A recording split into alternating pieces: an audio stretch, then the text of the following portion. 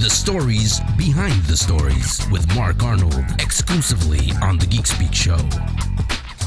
And this is historian Mark Arnold with another installment of the Stories Behind the Stories, and today we're speaking with Steve Leialoha. And Steve is an artist who's worked primarily as an inker. He's worked for both Marvel and DC on various titles, including The New Mutants, Howard the Duck, Spider-Man, Spider-Woman, Star Wars, and more recently, Fables. He is also the longtime partner of artist and writer Trina Robbins, who I had the pleasure of interviewing on a previous episode of this show. I want to thank you, Steve, and today, tell us a little bit about yourself and how you got involved in cartooning. Well, it's one of those things where, as a kid, I was always drawing, and somewhere along the way, it occurred to me, maybe I could make some of these things myself. Back in 1972, I think I did my first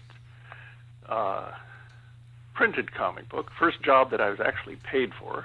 Not a whole lot, but it was a nice start. And by 1975, I was hired on to work at Marvel as an inker and eventually penciling and inking or variations thereupon. Over the years, I've worked on most of the Marvel and DC titles. Let's see. At Marvel, I worked on Spider-Man and the Fantastic Four and the Avengers and the X-Men and Star Wars. I worked on the original Star Wars adaptation way back when. And over at DC, I've worked on Superman and Batman. And in the last several years, I've been working on, for mostly the Fables books, doing a little bit of work on Sandman, but mostly Fables. Been on that book since the beginning. Fables has been running for 10 years now, so it's been quite a nice ride on that one. So, and people still seem to like it, so that's always good. What do you prefer? Do you prefer penciling or inking, or? I actually like to mix it up. Usually I sort of ink something for 6 months worth of inking and then switch over to a few months of penciling and inking. But since I got on Fables, it's such a good book that I've been primarily concentrating on just the inking, although I did do some penciling on, there was a prose Fables book, and I did the illustrations for that, called Peter and Max. These are all written by Bill Willingham, by the way, as I'm sure those who follow it certainly know. And, well, you're talking about Fables. I noticed that was, you won some Eisner Awards for your work. Is that correct? Yes. Book, I mean, I think I was reading the blurb on the latest reprint book, and I think it was like 15 Eisners for the book in total. Not all of them are for me. A lot of them for the writers and pencilers. I've gotten a couple for being part of the team. I think I got one for Best New Series, and I forget the exact ones, but yeah, I've been lucky enough to get 5 of them for the work on Fables. So. Do you get to input to any of the stories, or do you just do the illustrations? Every once in a while, if I'm with Bill Willingham and an idea pops into my head, I'll certainly suggest it, but he's certainly got enough ideas on his own. Right. But, it's just the nature of how Fables works. Exactly. It has a lot of reference that it can go to, of other fairy tales and other things like that to use.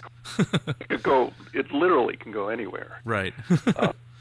Also, since when you're inking a book, you spend many hours staring at each page, and I like actually not knowing what's coming. It keeps it interesting for me. I mean, the first I learn of where the plot's going is before the issue starts and I start working on it, I'll get a copy of the script so that at least I'll know what's going on.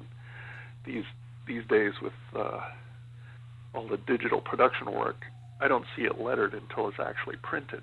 So it's very handy to have a script to read ahead of time. Right. So you've worked for both the major two, as it were, Marvel and DC.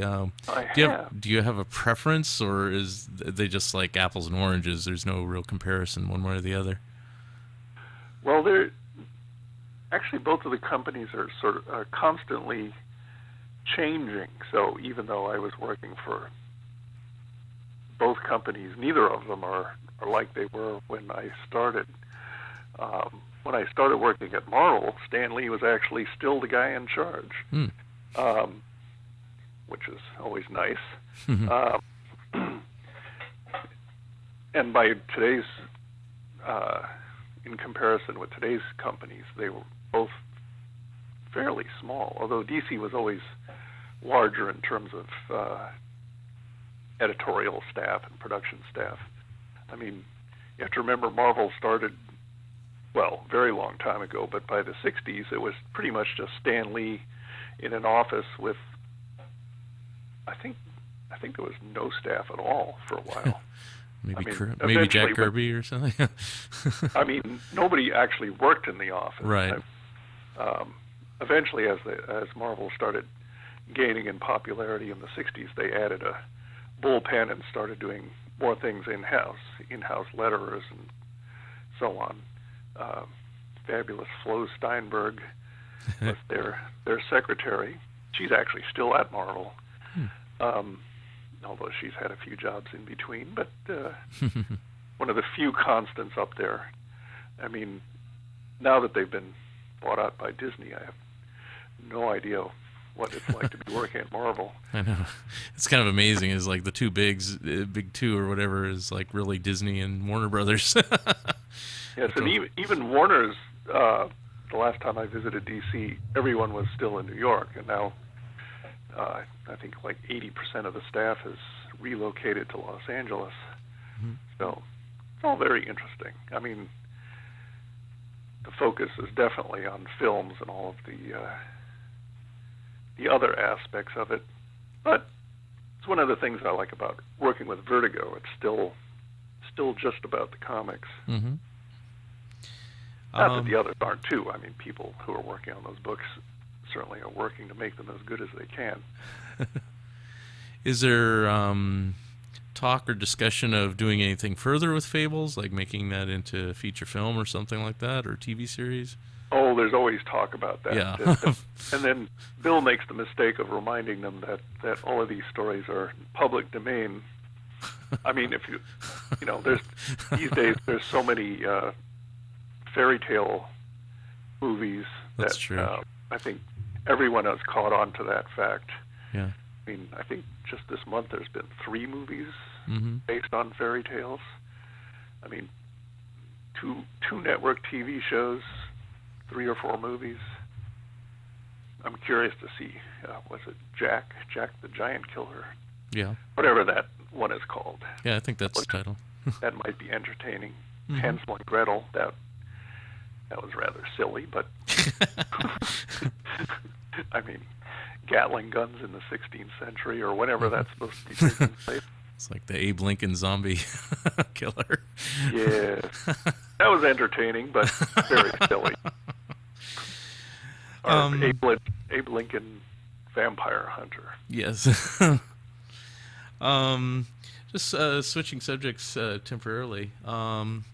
Just wondering, you were a member of Seduction of the Innocent at one point. Yes. Our little rock and roll band that we play at conventions. And I believe you're the bassist for the group. That was the bass player, yes. Yes.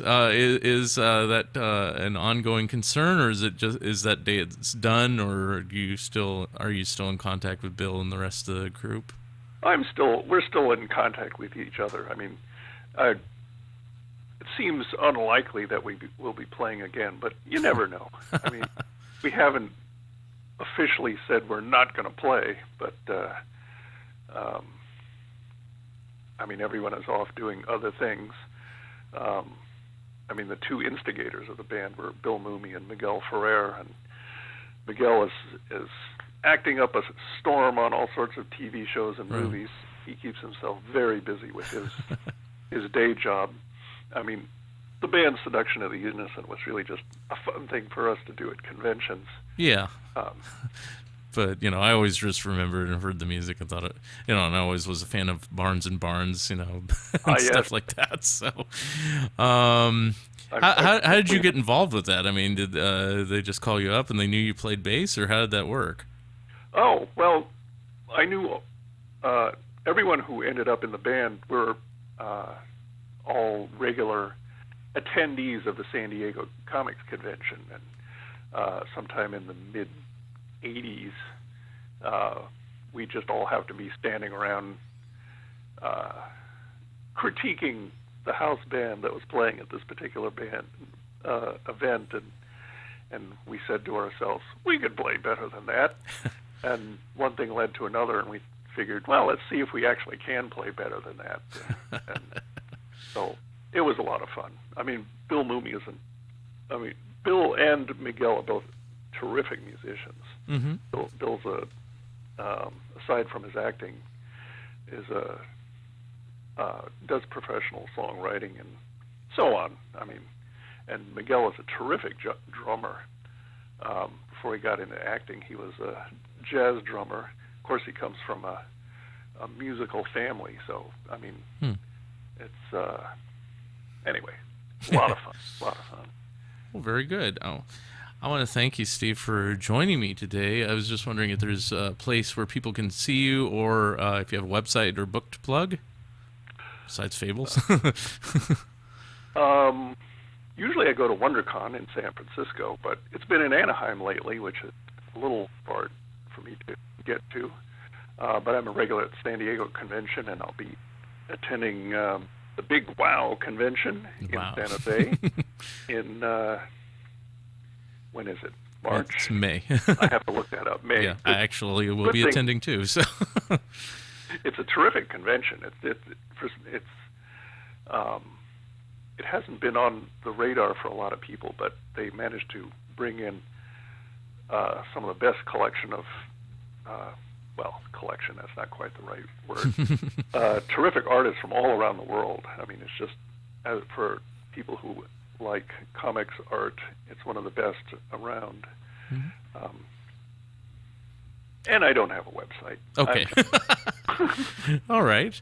Well, I want to thank you for joining me today on the Geek Speak Show. Welcome. And if you want to comment on this or anything else on the stories behind the stories, you can email me at mark@thegeekspeakshow.com.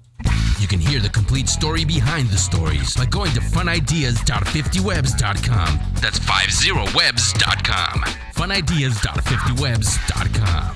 The stories behind the stories, exclusively on The Geek Speak Show.